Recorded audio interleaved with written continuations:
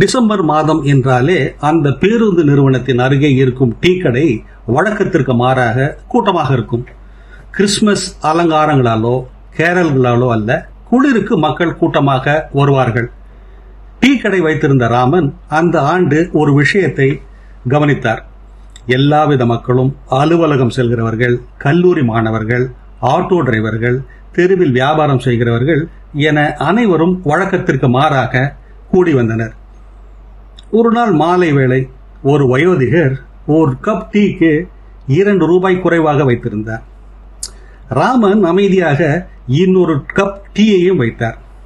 என்ன கிறிஸ்துமஸா? அந்த முதியவர் ஆச்சரியத்துடன் கேட்டார். ராமன் புன்னகையுடன், இல்லை, குளிர்தில்ல என்றார். மறுநாள் அந்த முதியவர் ஒரு பாக்கெட் பிஸ்கெட்டை கொண்டு வந்தார். கடையில் நின்றிருந்த அனைவருக்கும் அதை கொடுத்தார். இன்னொரு நாள் ஒருவர் வேர்க்கடலை கொண்டு வந்தார். ஒருவர் இன்னொருவர் டீ குடித்த டீக்கு காசு கொடுத்தார். எந்த கேள்வியும் இல்லை, எந்த பெயரும் இல்லை, எந்த மதமும் இல்லை. கிறிஸ்துமஸ் வாரத்தில் ராமன் உங்களால் முடிந்தால் இன்னொரு டீக்கு பணம் கொடுக்கலாம் என்று ஓர் அறிவிப்பை ஒட்டினார்.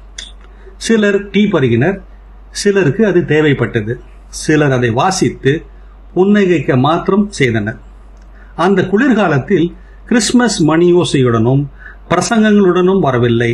அது அமைதியாக வந்தது. அன்புடன் ஒரு எக்ஸ்ட்ரா கப் டீயும் வந்தது. இது போன்ற சிந்தனைகளை தவறவிடாதிருக்க தமிழ் பூமர் அபிஷியல் சேனலை சப்ஸ்கிரைப் செய்யுங்கள்.